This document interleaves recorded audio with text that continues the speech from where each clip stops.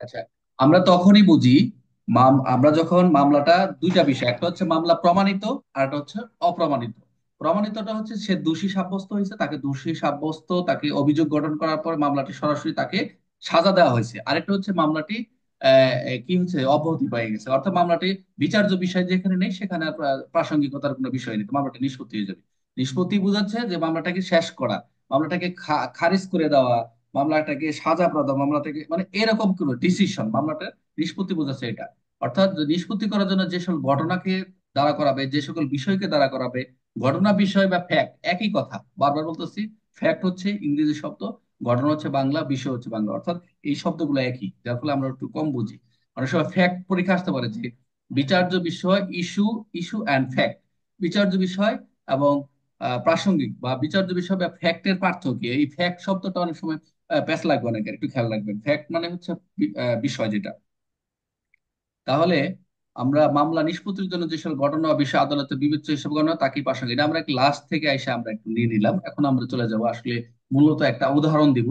একটি উদাহরণের মাধ্যমে আমরা প্রাসঙ্গিক যে বিষয়টি রয়েছে সেটা আজকের ক্লাসের আমরা শেষ করব। এই ক্লাসগুলো প্রত্যেকটা ক্লাসে আমি উদাহরণ করতে করছি, অনেক কষ্ট হয়েছে। আপনারা যদি ভালো করে এখান থেকে একটু একটু নোট করবেন, একটু একটু পড়বেন, বোঝানোর বিষয়, অর্থাৎ আপনার খালি পড়ে গেলে হবে না, কারণ মাথায় রাখতে হবে প্রত্যেকটা দ্বারা সারা জীবন যাতে থাকে। ঠিক আছে, সারা জীবন থাকতে হবে। তাহলে একটা ছবি দেখা যাচ্ছে নিচে, এই ছবিটা রিয়াজ, বলতো কি বোঝা যাচ্ছে ছবিটায়? স্যার, চারজন মিলে একজনকে মারতেছে স্যার। আচ্ছা, মারতাছে বোঝা যাচ্ছে? মারতাছে যে বোঝা যাচ্ছে নাকি মারতাছে যে? আরেকজন বলেন তো। জি স্যার। 10। আচ্ছা, আরেকজন বলেন তো। একজন বলছে মারতাছে, দেখতেছে, তার চোখে দেখা যাচ্ছে মারতাছে। আরেকজন বলেন তো আসলে কি মারতাছে না মারার চেষ্টা, ও চেষ্টায় আছে। মারার চঞ্চল। চেষ্টায় আছে স্যার, দুইজন লাঠি নিয়ে আছে আর একজন পাও দিয়া চেষ্টা আছে এরকম। আইনে তো চেষ্টা করা অপরাধ, তাই না? তার মানে আমি ধরে নিলাম একটা লোক যেহেতু শায়িত অবস্থায়, দুইজন লাঠি দিচ্ছে, আরেকজন ওপর থেকে লাঠি দিয়ে পেটানো দেখা যাচ্ছে, তার মানে তাকে মারা হচ্ছে এখানে, মারধর করতেছে এরকম। এখন আমরা উদাহরণ যাই, মনোযোগ দেন, প্রত্যেকটা কথা খুবই গুরুত্বপূর্ণ। প্রথমে বলছে প্রাসঙ্গিক বিষয় কাকে বলে। লেখক বলছে যে প্রাসঙ্গিক বিষয় কাকে বলে। এখন সব ব্যাপারেই প্রত্যক্ষ প্রমাণ থাকে না। এখন এই কথাটার মানে কি, কে বলতে পারবেন যে সব ব্যাপারে প্রত্যক্ষ প্রমাণ থাকে না? এই কথাটা কে বলতে পারবেন যে সব ব্যাপারে প্রত্যক্ষ প্রমাণ থাকে না?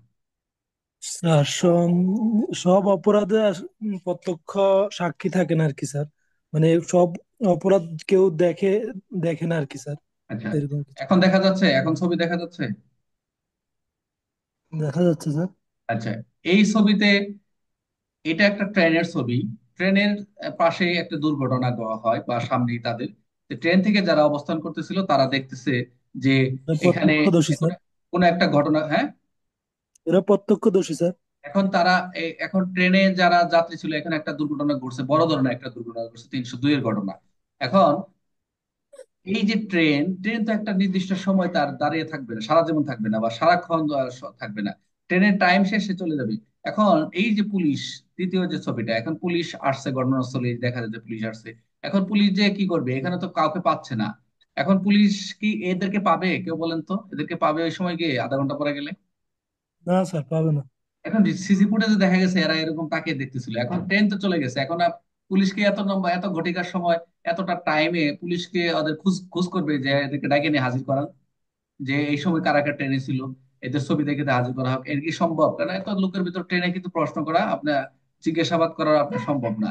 তাহলে এরা কিন্তু ছিল রিয়েলি প্রত্যক্ষদর্শী, কিন্তু আসলে কি সব ক্ষেত্রে কিন্তু আপনার প্রত্যক্ষ সাক্ষ্য নাও পেতে পারেন। যদিও প্রত্যক্ষ সাক্ষ্য থাকে, কিন্তু ঘটনার কিছুক্ষণ পর বা আধা ঘন্টা যত দেরি জাস্টিস ডিলে করবেন, জাস্টিস ডিলে না, অর্থাৎ এটা বলা হয় এক্সামিনেশন ডিলে আর কি, যেটা আপনি যত স্পটে, অন দ্য স্পটে যত দেরি করবেন আপনার মামলা প্রমাণে, অর্থাৎ যত আলামত রয়েছে, সহায়ক যত কলিং কার্ড বলে যত কিছুই বলেন না কেন, ফেলে ফেলে রাখা যত বস্তু আছে সবকিছু কি হয়ে যাবে, তখন মিথ্যেই বলবে। তখন আর তারা কথা বলতে পারবে না, তারা যে আলামত গুলা তখন আস্তে আস্তে শেষ হয়ে যাবে। এই যে একটা লোক এখানে জিজ্ঞেস করতেছে যে তা আপনি কি কিন্তু কিছু দেখছেন যেখানে একটা ঘটনা ঘটছিল, ছবি থেকে বলতেছে, সে বলতেছে না, আমি ওখানে ওই সময় আমি ডিউটিতে ছিলাম। তো এই যে অবস্থা, তাহলে এখানে এই কথাটা মানে হচ্ছে সব ব্যাপারে আপনার প্রত্যক্ষ প্রমাণ থাকবে না, যা কেউ দেখে নাই, কেউ দেখে নাই, যেটা বললো কেউ শুনেও নাই, তা তাহা যে ঘটে নাই এমন বলা যায় না। এখন এই ভাষাটার মানেটা হচ্ছে কি বলেন তো? যে কেউ দেখে নাই, কেউ শুনে নাই, এখন ঘটনা তো একটা ঘটছে। এখন কেউ কি বলতে পারবে যে এখানে কেউ ছিলাম না? কেউ এরকম হয় না, আমরা পাবো না? অনেক মামলা বাংলাদেশের অনেক ঘটনায় ঘটে যাচ্ছে, অনেক একদম বাস্তবিক পক্ষেই অনেক সত্য রিয়েল ঘটনায় ঘটে যাচ্ছে, যেগুলো হচ্ছে সত্যিকার অর্থেই পুলিশ এবং তদন্তকারী কর্মকর্তা কেন মানে প্রযুক্তি অনেক সময় ব্যর্থ হয়ে যায়, কোনো কিছু পাওয়া যায় না। আসলে কি সত্য? যাই, গ্রুপে এইসব কথা না বলা প্রয়োজন নেই। আসলে প্রযুক্তি আছে, আমরা আমরা সবকিছু সম্ভব। বাংলাদেশে কেন, সারা ওয়ার্ল্ডে, বাংলাদেশে যত, সারা ওয়ার্ল্ডে যত পুলিশ আছে, প্রযুক্তির মাধ্যমে, তাদের অভিজ্ঞতার মাধ্যমে সবকিছুই সম্ভব। এক কথায় কিছু কিছু ব্যতিক্রম ঘটতে পারে, ওগুলা আলাদা বিষয়। এগুলা পুলিশের ব্যর্থতা না থাকলেও কিছু কিছু প্রাকৃতিকে, যে এটা চায় না, কেউ চায় না, এটা হয় না, এটা পাওয়া যায় না, প্রকৃতিও ব্যর্থ হয়ে যায়। তাহলে এখানে একটা পরে বললো নিকষ কৃষ্ণ অন্ধকার। নিকৃষ্ণ অন্ধকার বলতে কি বোঝায়? আমরা অনেক সময় বলি না, ঘুটঘুটে আন্ধার। ঘুটঘুটে ঘুটঘুটে ঘুটঘুটে অন্ধকার, অন্ধকার। কালো অন্ধকার, রাতের বেলা লাইট মারলেও দেখা যায় না, এত অন্ধকার, কই যাচ্ছি, রাস্তায় নামলে মনে এই কি বলে, খেতে চলে যাচ্ছে, জমিতে চলে যাচ্ছে, এরকম বর্ষণ মুখর রাত্রি মানে নির্ভুল সেটা, নির্ভুল। সেটা তো বর্ষণ মুখর, যেমন বৃষ্টি যেরকম হয় বর্ষণের মতো, এরকম মনে অন্ধকার এরকম পড়তেছে যে বর্ষণ মুখর রাতে নির্জন গ্রাম পথে বৃদ্ধ নবীর, বৃদ্ধ দবির হবে এখানে, বৃদ্ধ দবির নিহত হইলেন। অর্থাৎ এমন একটা সময়, শ্রীকৃষ্ণ অন্ধকারে বসম রাতে নির্জন গ্রামে দিয়ে বৃদ্ধ দবির যাচ্ছিলেন, ওই সময় তিনি কি হলেন? নিহত হলেন। তাহলে নিহত কে করলেন? এখন তো ছবি তো দেখলেনি যে কি কারণে তাকে মারলো, এখানে ছবি কিন্তু কথা বললো। এখন দ্বিতীয় পার্টে আসে। পরদিন রোদ ঝলমল প্রাতকালে এক সতর্ক পথচারী, এই যে একদম সতর্ক দেখা যাচ্ছে, সতর্ক পথচারী, তারা দবিরের মৃতদেহ প্রথম প্রান্তে কূপের অন্তরালে পড়িয়ে থাকতে দেখলেন। একটা সাইডে কূপে, একটা পাশে তার লাশটি বা তার ডিসিজটি পড়ে থাকতে দেখলেন। তাহার নিকট কোপের খবর হবে না পেয়ে, তো ঝোপের? হ্যাঁ হ্যাঁ, কোপের হবে না, ঝোপের হবে স্যার, ঝোপের অন্তর। ঝোপের, আচ্ছা কূপেরই ঝোপেরই দিলাম, যাও তোমার শব্দটাই রাখলাম। ঝোপের, ঝোপের অন্তরালে পড়িয়া থাকতে দেখলেন। তাহার নিকট খবর পেয়ে দবিরের ভাগ্য হতো এই আত্মীয় স্বজন ছুটে এসে তার কাছে। যখন খবরটা পাইছে যে এখানে এমন একটা লোক মানে এলাকায় ছড়াই গেছে, তখন এই আত্মীয় স্বজন সবাই চলে আসছে ওই ঘটনাস্থলে। এখন ঘটনাস্থলে এসে কি হলো, কেউ বলতে পারে না যে এখানে কোন পাষণ্ড এই নিরীহ ব্যক্তিকে হত্যা করেছে। তারা শুধু এইটুকু বলতে পারে এই হত্যাকাণ্ড অত্যন্ত নির্মম। ওখানে যখন ঘটনাস্থলে যখন সাধারণ মানুষ প্রথমেই ফার্স্ট রেসপন্ডার হিসেবে না, তারা যখন দেখার যে উৎসুক জনতা, মানুষকে দেখার জন্য যে আলামত উলামত সব নষ্ট করে ফেলে, পুলিশ যখন যাওয়ার পূর্বে এরকম হয় হত্যা নষ্ট।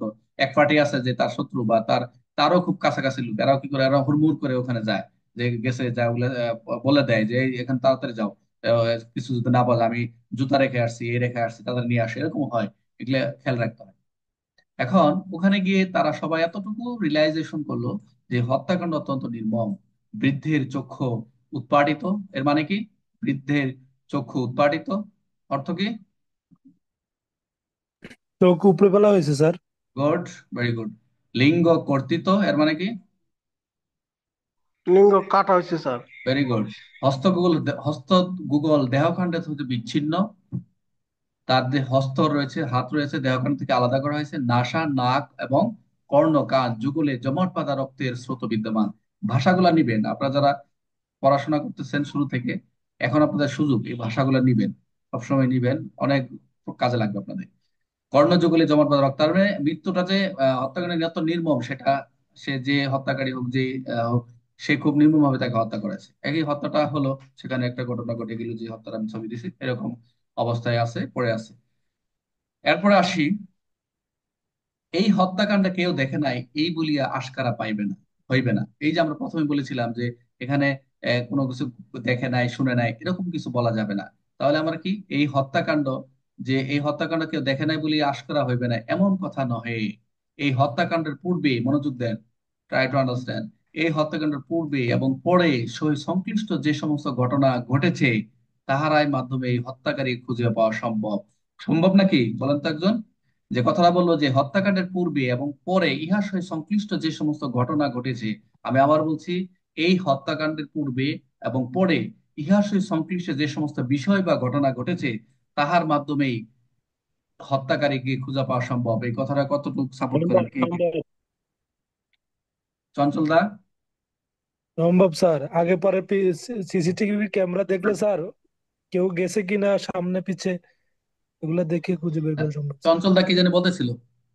সিসিটিভি না, ছাড়াও এটা সম্ভব। সম্ভব হবে। এটা সম্ভব হবে, কারণ স্যার তার সাথে কার কার সম্পর্ক ছিল, বা কার সাথে খারাপ সম্পর্ক ভালো সম্পর্ক, ভেরি গুড, তার আত্মীয় স্বজন। Very good, very good. এই একটা মানে একটা মানে অনেক সুন্দর একটা পয়েন্ট বলছি।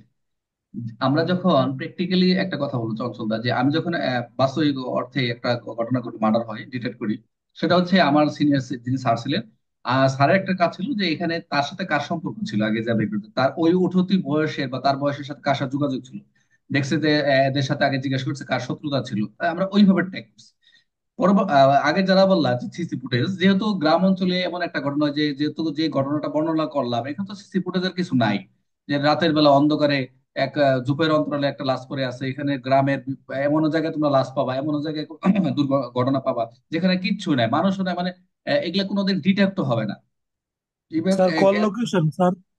না না, ওগুলা তো প্রযুক্তি অনেক সময় ওগুলা সব জায়গায় পাওয়া যায় না। তোমার কল সিডিআরটা অনেক সময় তোমার দেখা যায় গ্রাম অঞ্চলে বা রুরাল এরিয়াতে ল্যাক সেলটাই, ল্যাক সেল যেটা যেটা দরকার আমাদের, ল্যাকের সে সেলটাই অনেক সময় দেখা যায় পুরা ডিস্ট্রিক্টে একটা সেল, এরকম অবস্থা।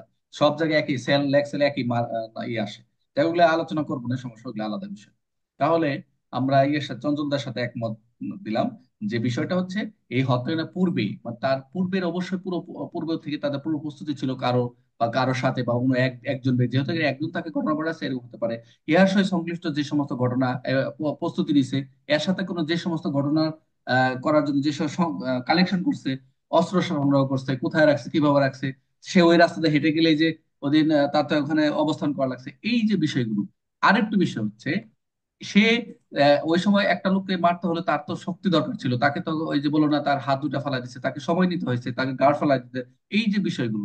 অনেক সময় সে তাড়াহুড়া করে তার একটা জুতা ফালাই হয়ে গেছে, তার লঙ্গিটা ফালাই হয়ে গেছে, তার মোবাইলটা পড়ে গেছে, একটা বিড়ি টানছে। এই যে আলামত গুলো ঘটনার সাথে যে পারিপার্শ্বিকতার যে কলিং কার্ড বলে এটাকে, যে ঘটনাস্থলে কলিং কার্ড না বলে এটাকে, যে চিহ্নগুলো আর কি, আলামত, মামলা গড়ার সংশ্লিষ্ট যে প্রমাণের জন্য যেসব ফেলে রেখে যায়, সে অজান্তে, সে নিজেও জানে না যে এইসব আমার রেখে যাচ্ছে, আলামত বা চিহ্ন রেখে যাচ্ছে ক্রাইম সিনে, ঘটনাস্থলে যেসব চিহ্ন ফেলে রাখা, যে চিহ্নগুলো ফেলে যাচ্ছে আসামি নিজেও জানে না, তাদের অজান্তে। এগুলো হচ্ছে একটা দৈবিক, এটা ন্যাচারালি, এটা অপরাধী ফেলে রেখে যাবেই যাবেই যাবেই। কোনো একটা ঘটনা ঘটলে প্রমাণ রাখার জন্য সে কিছু রেখে যাবে, যে এখানে অমুক ব্যক্তি বা অমুক একটা কেউ আসছিল। এখন একটা লাইন বলছে এখানে, প্রধান বিষয়ের সহিত এইভাবে, এই যে আবার বলছি, প্রধান বিষয়ের সাথে ঘটনার সাথে এইভাবে যে সমস্ত বিষয় সংযুক্ত হয়, যে মার্ডার অর্থাৎ হত্যার সাথে যে বিষয় সংযুক্ত রয়েছে, সেই সমস্ত বিষয়কেই প্রাসঙ্গিক বিষয় বলে। একদম ক্লিয়ার। যদিও বিচারের বিষয়ে আমরা বিষয় সম্পর্কে আলোচনা করতাম, অর্থাৎ বিষয়ের সাথে ওই বিষয়ের সাথে যে সমস্ত বিষয় এমন ভাবে সংযুক্ত থাকে, ওই সমস্ত বিষয়কেই বলা হচ্ছে প্রাসঙ্গিক বিষয়। যেমন মামলা নিষ্পত্তি করার জন্য যেসব আহ, আদালত বিবেচনা করবেন যে তাকে হত্যা করছে, কি দিয়ে হত্যা করছে, তার অস্ত্র উদ্ধার করা গেছে, এই অস্ত্র উদ্ধারটাই হচ্ছে তাকে প্রাসঙ্গিক আনছে, যে হ্যাঁ এই অস্ত্র পাওয়া গেছে। কে হত্যা করছে? দবির করছে। দবির হত্যা করেছে, হ্যাঁ করেছে। কিভাবে করছে? অস্ত্র দ্বারা করছে। এই যে অস্ত্রটা জব্দ হলো, আলামত গুলো জব্দ করলো, এগুলোই মামলা প্রাসঙ্গিক হিসেবে কি হবে, প্রমাণে, প্রমাণ এবং নিষ্পত্তি হিসেবে কাজে লাগে। এই পর্যন্ত কে কে বুঝেন না আমার বলেন? পানির এত? মতো ক্লিয়ার স্যার। আচ্ছা, এখন আসি আমরা পরের পার্টটা আসি, পরের পার্টে আমরা আসি, যদি আসতে চাই। এখন এই পর্যন্ত বললাম, এখন দেখেন এই দবিরের মৃতদেহের চতুর্পাশে যে পায়ের দাগ দেখা যায়, এখানে একটা আরেকটু আসি, এই যে এখানে কি কি দেখতে পাচ্ছেন দেখ বলেন তো একজন, এখানে কি কি পাচ্ছেন? এইখানে একটা অস্ত্র দেখা যাচ্ছে, আর কি কি দেখছে বলেন তো, কি কি দেখা যাচ্ছে? পায়ের ছাপ, রক্ত, এগুলো মোবাইল, হচ্ছে আপনাদের ক্রাইম পয়েন্ট। সিন। এগুলো হলো ক্রাইম সিনে তারা ওই যে পয়েন্ট আকারে তারা চিহ্ন করে রাখছে। আর কি দেখা যাচ্ছে এখানে দেখেন তো, এটা কি? একটা ফোন দেখা যাচ্ছে। আর এটা কি পায়ের ছাপ দেখা যাচ্ছে না? পায়ের ছাপ দেখা যাচ্ছে, তাই না? তারপর হচ্ছে এই যে জুতার ছাপ দেখা যাচ্ছে। এই যে ক্রাইম সিন, আপনি ঘটনাস্থলে যাওয়ার সাথে সাথে এরকমটা কোঅর্ডিনেট করবে, লেখা থাকবে ডট ক্রস, বা ক্রাইম সিন ডট ক্রস, বা এন্ট্রান্স দিস প্লেস, এরকম লেখা থাকবে। আচ্ছা যাই হোক, এখন আসেন পরের ঘটনাটা শুনি আমরা কি। আমরা এখন কিন্তু এটা উদ্ঘাটন করব যে প্রধান বিষয়ের সাথে সমস্ত বিষয় সংযুক্ত কিভাবে থাকে, আর হচ্ছে যে কিভাবে এই হত্যাকাণ্ড ঘটেছে এবং কিভাবে পূর্বে পরে সংশ্লিষ্ট যে বিষয় এই হত্যাকারীকে আমরা কিভাবে আজও কি খুঁজে পাওয়া সম্ভব কিনা, সবাই বলছেন যেহেতু পাবেন তাহলে আমরা ওইভাবে আগে। তা দবিরের মৃতদেহের চতুর্পাশে যে পায়ের দাগ দেখা যায় তার সহিত জায়েদের পায়ের দাগ মিলিয়ে যায়। বুঝলেন বিষয়? ওখানে যে পায়ের দাগটা পাওয়া গেছে সেটা হলো জায়েদের। আমরা যেই জেনে আমরা যে ঘটনাস্থলে যে জুতার ছাপটা নিলাম, এখানে কিন্তু একটা ছাপ পাওয়া গেছে, সেটা হচ্ছে পায়ের ছাপটা কার? জায়েদের, ওই এলাকারই জায়েদের। এখন আসেন, জায়েদের বাড়ি হইতে আমরা যখন জায়েদের ছাপ পাইলাম তখন জায়েদের বাড়ি চলে গেলাম, পুলিশ চলে গেল, ইনভেস্টিগেশন টিম চলে গেল। জায়েদের বাড়ি থেকে একখানা লুঙ্গি উদ্ধার করা হয় যাহাতে মানুষের রক্তের দাগ পাওয়া যায়। ঘটনা কি মিলতেছে নাকি? পায়ের ছাপ থেকে আমরা পাইলাম জায়েদের, জায়েদের বাড়িতে আমরা একটা লুঙ্গি পেলাম, সেখানে কি রয়েছে? রক্তের দাগ রয়েছে।